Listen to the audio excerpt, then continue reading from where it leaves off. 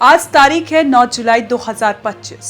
सुबह सुबह जब लोग उठे, अखबार नहीं आया, दूध वाला आधे रास्ते से लौट गया, मेट्रो स्टेशन के बाहर पुलिस की लाठी और नारे लगाते लोग दिखे, दफ्तर के रास्ते पर बैरिकेड लगा था, बच्चे स्कूल नहीं गए, कुछ लोग घर में बंद थे, कुछ लोग गली के नुक्कड़ पर खड़े हुए थे और कुछ लोग व्हाट्सएप पर वीडियो फॉरवर्ड कर रहे थे। भारत बंद है भाई, बाहर मत निकलना। तो जनाब, सवाल यही है कि ये भारत बंद क्यों होता है, कौन बुलाता है और सबसे अहम, इसका असर किस पर पड़ता है।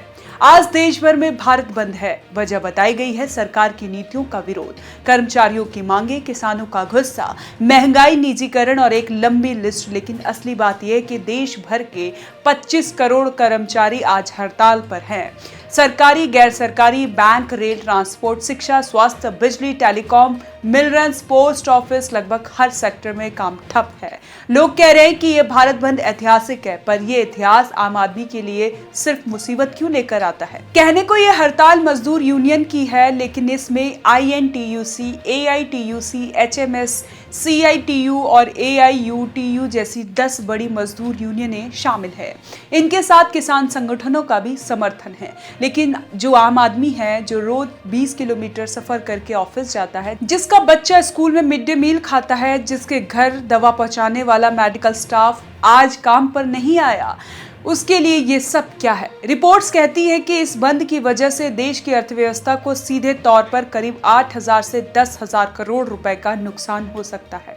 सोचिए, एक दिन के लिए अगर बैंकिंग सिस्टम बंद हो जाए, ATM खाली है, लाखों ट्रक सड़कों पर ना चले, बिजनेस बंद हो जाए, मार्केट बंद हो जाए, तो उसका रिपल इफेक्ट पूरे महीने चलता है। जो फैक्ट्री आज नहीं खुली वो प्रोडक्शन नहीं कर पाई, जो माल आज नहीं पहुंचा वो डिमांड पूरी नहीं कर पाया, जो मजदूर आज रोज की कमाई से चूक गया, उसका राशन अधूरा रह गया। लेकिन क्या किसी नेता का राशन अधूरा रह गया क्या? ये बड़ा सवाल है। सच तो यह है कि भारत बंद हमेशा राजनीति से जुड़ा होता है। कोई पार्टी सरकार के विरोध में होती है तो वो बंद का समर्थन करती है। जब पार्टी सत्ता में आती है तो यही बंद उसके लिए तख्ता पलट की कोशिश लगती है। मतलब ये कि बंद बुलाने का अधिकार सिर्फ विपक्षी दलों को होता है और सरकार में आने के बाद वो बंद खुद को अराजकता कहते हैं। 1998 में अटल बिहारी वाजपेयी ने कहा था, भारत बंद का नुकसान भारत को ही होता है। 2024 में सोनिया गांधी ने भी कुछ ऐसा ही कहा था, लेकिन जब विपक्ष में होते हैं तो ये नेता सड़क पर बैठ जाते हैं। आज भी कुछ ऐसा ही हो रहा है। मजदूरों के हित की बात तो है, लेकिन इस हड़ताल के पीछे एक बड़ा सियासी खेल भी चल रहा है। सरकार को घेरना, 2026 के लोकसभा चुनाव से पहले जनता का गुस्सा हवा बना देना। अब जरा बात करते हैं उस आम आदमी की जिसकी कोई यूनियन नहीं है, जो रिक्शा चलाता है, जो सब्जी बेचता है, जो जोमेटो से ऑर्डर डिलीवरी करता है, जो ओला उबर चलाता है, जो ठेले पर चाय बेचता है। आज उसका क्या होगा?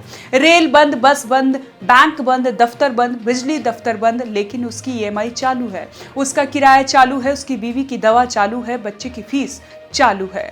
अब सोचिए, एक टैक्सी ड्राइवर की उसका एक दिन 800 से 900 की कमाई पर चलता है, लेकिन आज उसका मोबाइल उठाकर एक नोटिफिकेशन आया, ट्रिप्स डाउन, भारत बंद के कारण सर्विस प्रभावित है। यानी ना ग्राहक है ना कमाई, लेकिन पेट्रोल के दाम आज भी वही हैं। बंद किसी का समर्थन नहीं करता, वो सिर्फ तकलीफ देता है। अब बात करते हैं सरकार की। सरकार कहती है कर्मचारियों की मांगों को लेकर कमेटी बनी है, हम बात करेंगे, लेकिन इस तरह की हड़ताल अनुशासनहीनता है। सरकार के पास GDP के आंकड़े हैं, ग्रोथ की स्लाइड है, निवेशकों की हंसी है, लेकिन उस मजदूर की आंखों में पानी नहीं दिखता जो कहता है कि सालों से ठेके पर काम कर रहा हूं, पक्की नौकरी की उम्मीद में बूढ़ा हो गया। सरकार और यूनियन दोनों अपनी अपनी बातें कर रही हैं, लेकिन बीच में पिस रहा है वो मिडिल क्लास, जो ना बंद में शामिल होता है ना इसका विरोध कर पाता है। वो सुबह उठकर सोचता है, ऑफिस जाऊं या घर बैठूं, गाड़ी में पेट्रोल भराऊं या राशन लाऊं, बच्चों को स्कूल भेजूं या खुद छुट्टी ले लूं। और यही सबसे बड़ा सवाल है, क्या कोई पार्टी कभी ऐसा भारत बंद बुलाएगी जो सिर्फ अमीरों के खिलाफ हो,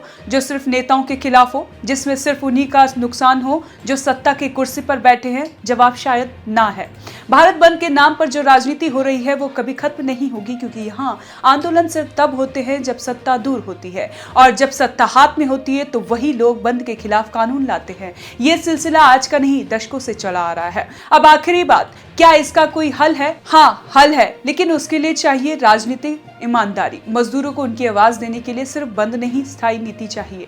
यूनियन को सिर्फ झंडा नहीं, समाधान चाहिए, और सरकार को सिर्फ GDP नहीं, जमीन पर बदलाव चाहिए। जब तक ये नहीं होगा तब तक भारत बंद सिर्फ सड़कें बंद करेगा ही, दिल नहीं खुलेगा।